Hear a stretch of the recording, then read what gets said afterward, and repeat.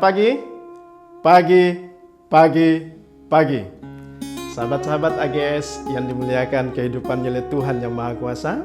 Bersama saya, Anca Gemilang Sangulu, di program Brilliant Days.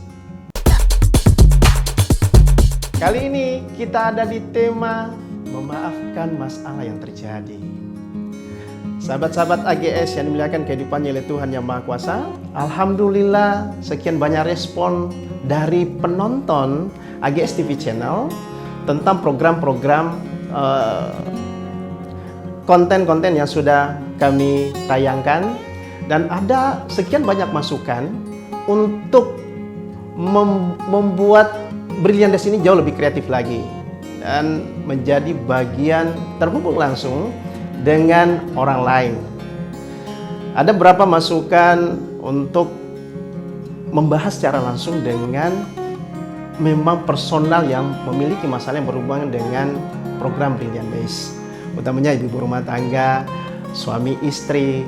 Dan kemarin manajemen kami dihubungi oleh seorang ibu yang merasa punya kepentingan untuk bergabung dengan program kami.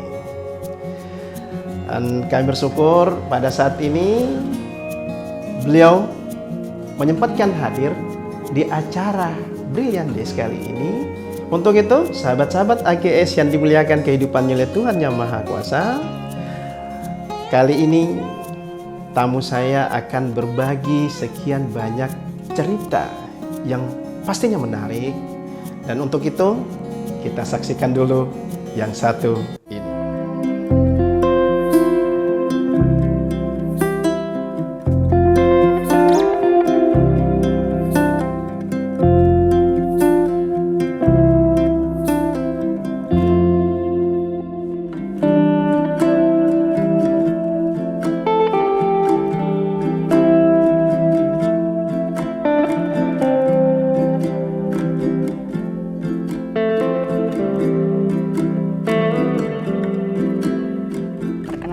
Saya Andi Fatmala Dewi, saya biasa dipanggil Ase. Saya seorang ibu rumah tangga, tapi status saya single moms. Saya ingin bercerita tentang beberapa kisah saya, namun di sini banyak hal-hal yang saya alami selama berumah tangga. Artinya beberapa tahun ini saya berumah tangga itu sudah hampir 5 tahunan. Cuman saya memang sudah mengakhiri, namun perasaan saya masih ada bekas luka, rasa sakit yang entah saya mau alirkan kemana. Akhirnya saya menghubungi AGS dan meminta beberapa solusi. Di antaranya itu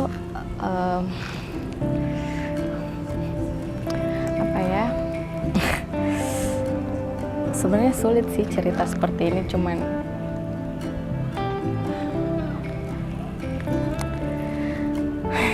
gimana ya?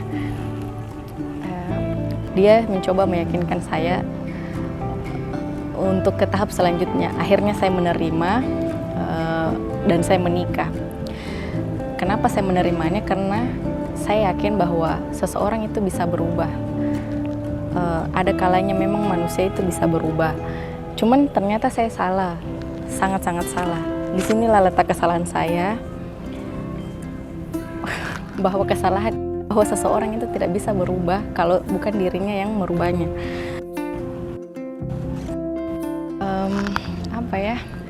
Setelah saya menikah di tahun pertama, saya sudah merasakan hal-hal yang mengecewakan, rasa sakit, rasa dikhianati.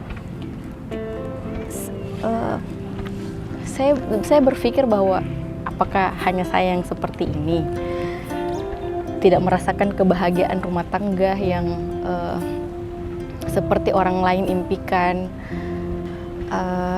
Dari berumah tangga ini banyak hal-hal yang sudah saya lewati, termasuk rasa sakit, kecewa, dan pengkhianatan.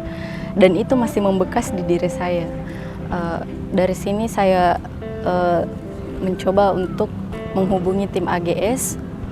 Semoga ada solusi yang bisa dia beri untuk saya sehingga saya bisa bangkit kembali dari titik-titik kesakitan saya.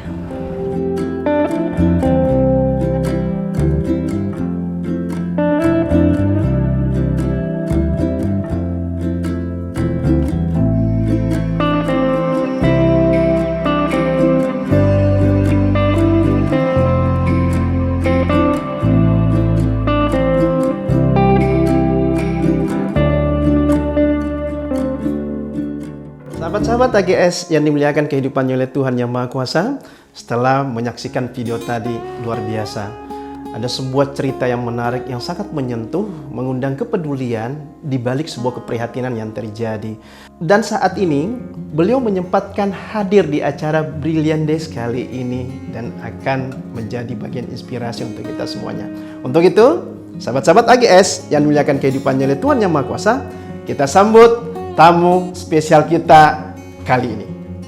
Assalamualaikum warahmatullahi wabarakatuh, Coach. Waalaikumsalam warahmatullahi wabarakatuh. Ya, alhamdulillah, terima kasih banyak. Saya senang sekali Coach sudah bisa undang saya ke sini, Coach. Amin, terima kasih. Silakan duduk. Oh iya. Sahabat-sahabat AGS yang dimuliakan kehidupannya oleh Tuhan Yang Maha Kuasa, tentu kita ingin sekali tahu apa sebenarnya yang terjadi. Berusaha untuk mencari solusi dari kegelisahan bahkan masalah yang sampai hari ini merasa tertekan gitu.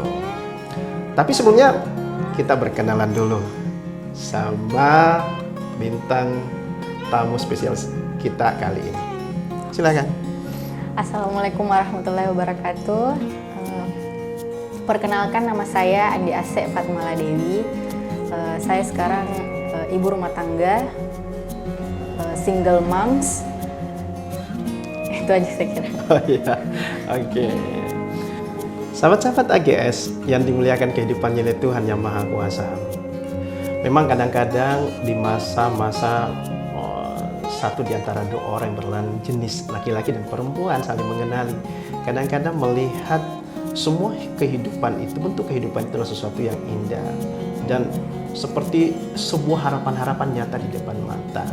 Akan tetapi ketika perjalanan memasuki pada bentuk yang sebenarnya, karena begini, banyak orang ketika masa perkenalan atau istilah kerennya pacaran, begitu ia memutuskan untuk menikah mengatakan bahwa sampai perjuangannya. Ternyata tidak, perjuangan baru dimulai dari situ. Faktanya banyak sekali orang yang terjadi kejadian-kejadian masalah yang terjadi dalam hubungan rumah tangga itu jauh lebih rumit dan tidak pernah dibayangkan dibanding sebelum menikah. Untuk itu sebenarnya Ibu Asek kedatangannya di acara Brilliant Days ini menginginkan hal-hal apa sebenarnya? Ya, sebenarnya saya bersyukur sekali bisa diundang ke sini, Coach, karena yang saya mau tanyakan itu bagaimana supaya kita bisa menghadapi masalah pada saat tertekan. Oke, menghadapi masalah pada saat tertekan. Satu sisi, ketika seseorang merasakan masalah itu adalah beban lebih berat dari keyakinannya untuk keluar dari masalah itu, maka sudah pasti ia merasa tertekan selamanya. Akan tetapi, kalau ia melihat masalah itu adalah sesuatu yang memicu ia untuk melihat sesuatu yang jauh lebih baik dari masalah itu, maka ia akan berusaha keluar dengan segala kemampuannya. Bergantung seperti apa ia berpikir positif tentang masalah itu. Dari pikiran positif itulah bagaimana caranya ia menularkan perasaan-perasaan positif itu. Sehingga pikiran positif itu tidak mencerminkan perasaannya yang negatif, positif. Dari situlah maka ia akan beranjak untuk melihat dari berpikir positif, berperasaan positif, maka ia akan berpikir bahwa di sekeliling saya ada hubungan-hubungan batin yang harus saya jaga keseimbangan mereka. Tentu salah satunya adalah anak-anak. Berarti kalau begitu tentu orang yang punya masalah juga akan berusaha menemukan seseorang yang bisa ia percaya. Dan mudah-mudahan malam ini acara ini bisa dipercaya oleh Ibu Asia sendiri. Gitu. Tentu dua hal tadi itu saya ulangi, berpikir positif, berperasaan positif, ini akan menularkan hal positif terhadap orang-orang yang terhubung batin dengan kita. Nah itu dari diri sendiri, Coach. Nah kalau misalnya mantan sendiri yang bikin hal negatifnya ke kita, itu bagaimana menyikapinya tanpa menyakiti perasaannya, Coach? Oke. Ini pertanyaannya sangat luar biasa. Artinya gini, jarang-jarang ada hal bijak seperti ini muncul. Kenapa? Kadang-kadang seseorang ketika tertekan dengan orang lain, sulit untuk menjaga perasaan yang menekannya itu sendiri. Akan tetapi, dengan cara memisahkan kita antara bagian masa lalu, sang mantan semila dengan apa, semisal sang mantan dengan hubungannya apa yang harus kita persiapkan dengan masa depan kita, apalagi ada anak-anak semisal. Tentu kita memiliki peta, petunjuk yang jelas atau kebentuk kompas langkah kita selanjutnya. Bukan berarti kita tidak peduli dengan apa yang terjadi dengan tekanan-tekanan dari sang mantan semisal. Kita memang ketika kita mampu menjaga perasaan orang lain, tentu sebelumnya kita mampu mengendalikan diri kita. Kadang-kadang ketika kita tidak mampu mengendalikan diri kita, justru kita juga akan merusak perasaan orang lain. Dan itu hal yang sangat bijaksana kita lakukan ketika kita mampu menata diri kita sebaik-baiknya dan kita memperlihatkan bahwa sesungguhnya keadaan yang diberikan, dititipkan masalah kepada saya dari orang lain bukan membuat saya akhirnya berhenti, bukan membuat saya akhirnya kalah. Justru pada saat itulah membuat saya terbuka bahwa saya punya kemampuan kok. Saya berani kok melewati masalah ini. Dengan begitu, maka kita tidak mesti meracuni perasaan orang lain. Ataukah kita menghakimi orang lain bahwa sepenuhnya bersalah. Ini hal yang sangat bijaksana. Gitu ya, Coach. Oke. Nah kalau ini kan perasaannya setelah sama mantan, nah kadang saya juga itu berpikir bagaimana ya saya hadapi anak-anak tanpa saya memperlihatkan emosi saya gitu. Itu kadang saya susah. Oke. Dalam saat yang tertekannya. Iya. Kadang-kadang memang keseimbangan itu lepas dari diri seseorang. Ketika seorang ibu melihat anak-anaknya di sekelilingnya adalah bagian masa depan yang indah untuk mereka, maka tentu ia akan berusaha untuk terus melibatkan waktunya, pikirannya, tenaganya, dan segala hal sebagai bentuk pengorbanan. Tekanan-tekanan itu sudah pasti akan mempengaruhi psikologis mereka. Akan tetapi, kalau kita paham bahwa anak-anak ini ia akan bertumbuh menjadi normal. Dan satu hal juga bahwa kita tidak bisa juga menghakimi kehidupan anak-anak untuk tidak bertemu dengan sang mantan. Karena bisa saja itu menjadi bagian pengaruh positif terhadap psikologis mereka. Pasti mereka butuh. Untuk itulah berarti kita akan menjadi seorang ibu yang bijak. Tidak hanya kita memonopoli ruang itu karena kita merasa berhak karena kita melahirkan. Setelah pasca perpisahan itu anak-anak sama kita. Tidak. Hak seorang ayah itu sudah pasti adalah kehidupan anak. Dan ketika kita berikan seperti itu, maka disitulah kita memperlihatkan bahwa keseimbangan saya terjaga. Apa yang saya hadapi hari ini bisa saya tata dengan sebaik-baiknya.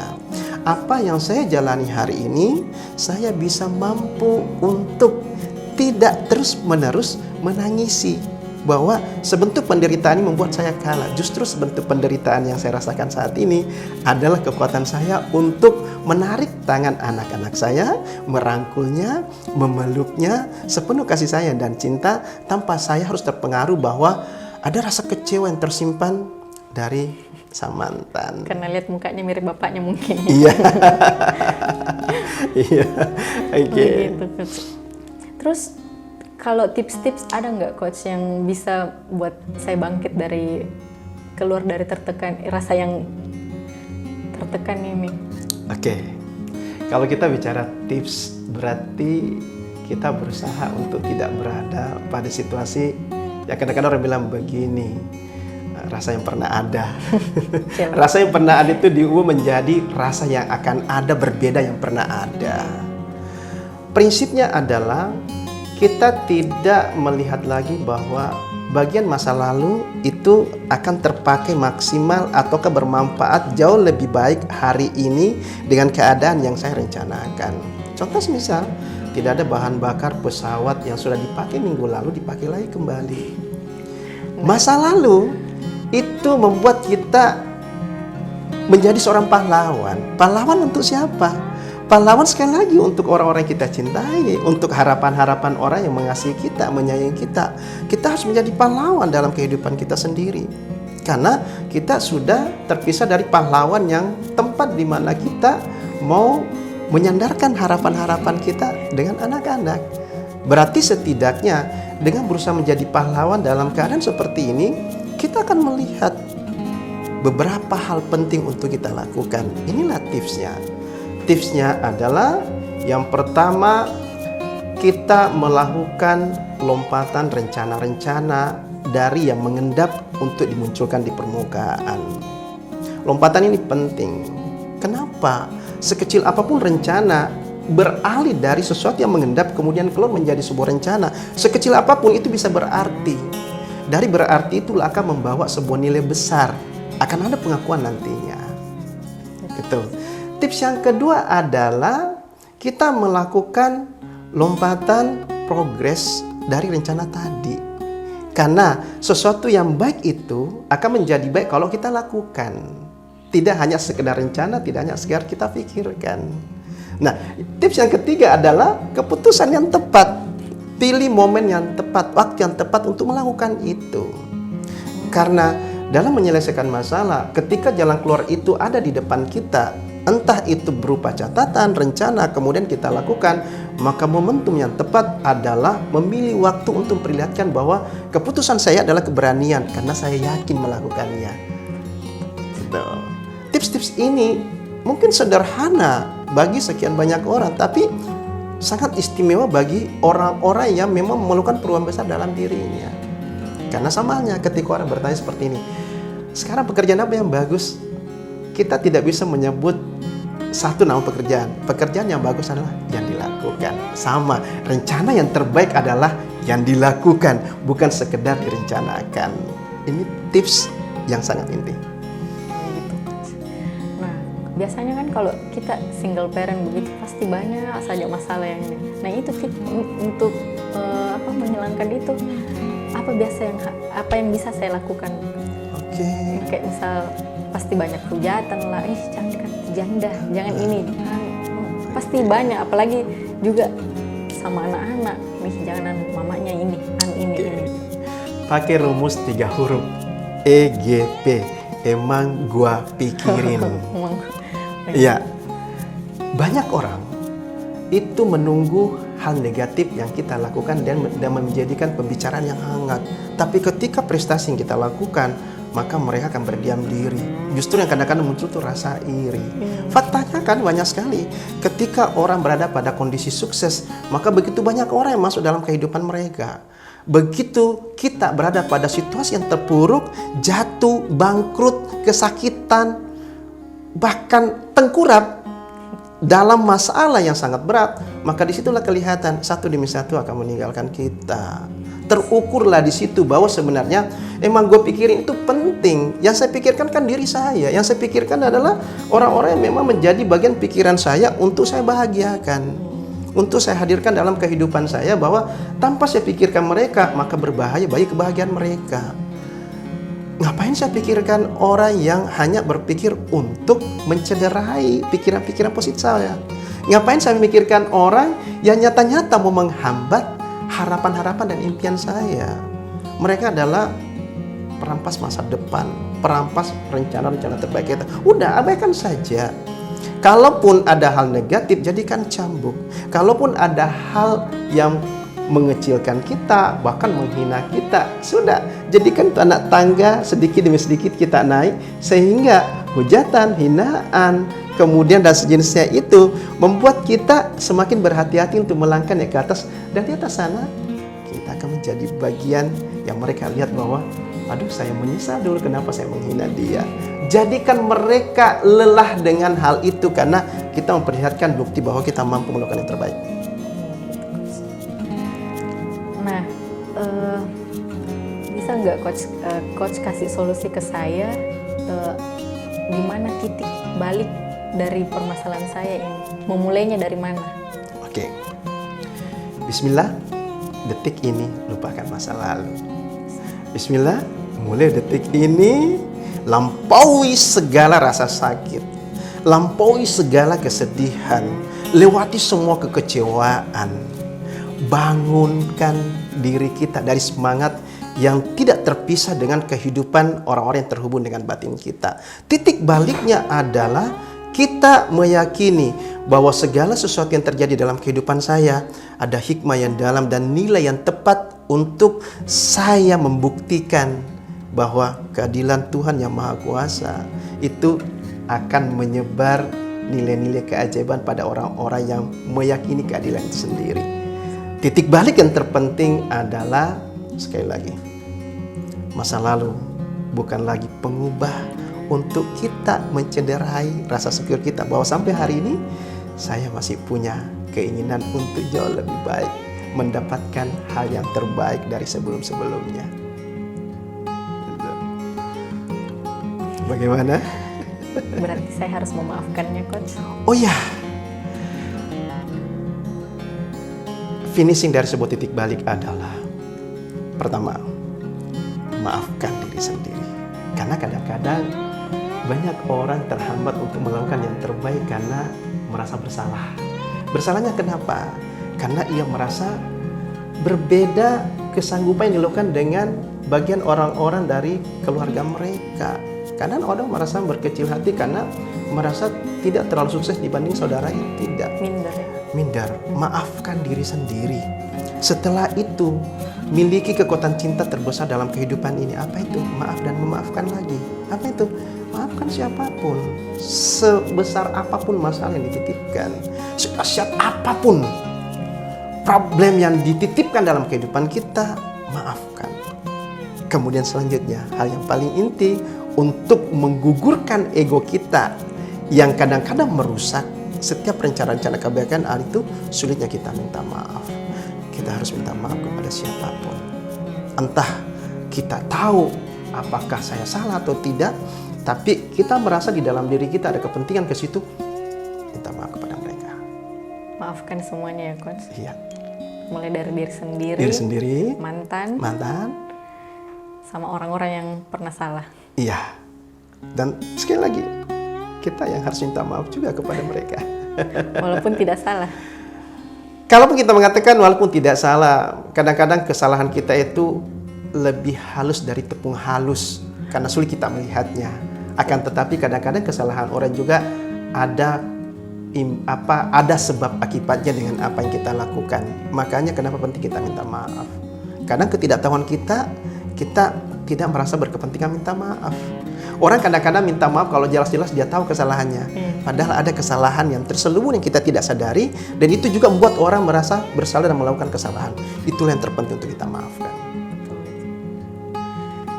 Jadi intinya memaafkan. Memaafkan. Mungkin bisa disampaikan secara langsung melalui program ini gitu. Secara pribadi sebenarnya saya memaafkan diri saya dulu. Saya sudah memaafkannya karena mungkin rasa memiliki saya terlalu tinggi. Akhirnya terjadilah seperti ini. Kemudian kalau masalah mantan suami, memang berat, sangat-sangat berat rasanya. Tetapi sedikit demi sedikit saya memaafkannya. Dan orang-orang yang pernah saya caci, saya maki, walaupun memang sebenarnya sih, tapi ya insya Allah bisa saya maafkan.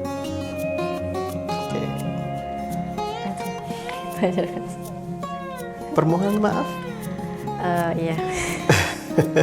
Egois deh. Dan saya juga ingin meminta maaf kepada semua orang yang pernah saya kasari, baik dari mulut, dari perbuatan, terutama sama mantan suami saya dan orang-orang yang pernah dia libatkan dalam hidup saya. Saya memohon maaf. Maafkan saya.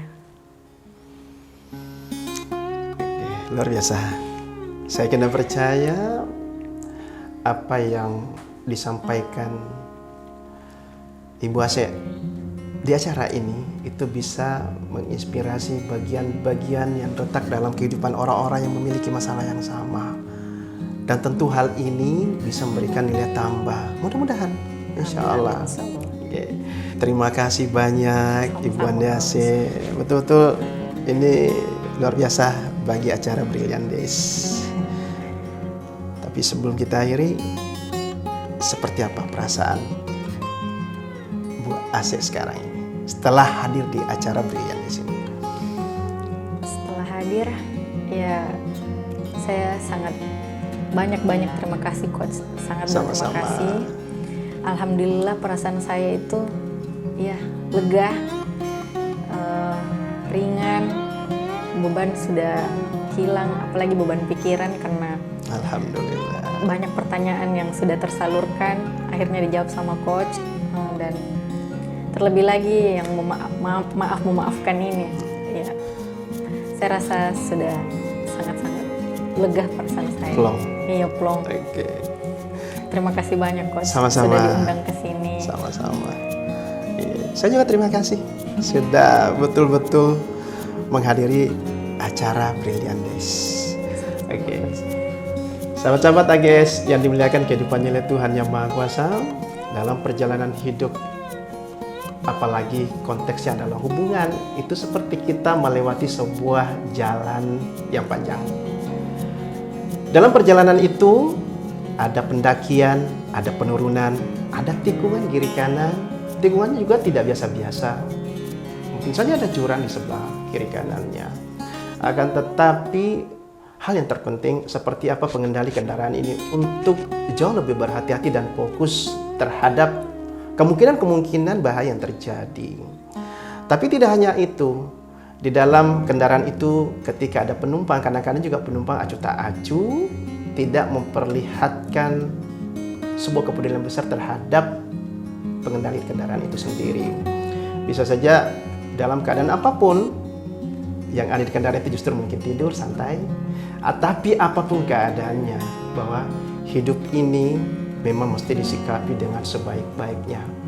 Pentingnya untuk membangun kebersamaan satu sama lain, apapun bentuknya, berkolaborasi satu sama lain, apapun modelnya, sehingga terbangun komunikasi yang baik, kepercayaan bertumbuh karena terbangunnya hubungan yang dirasakan satu sama lain.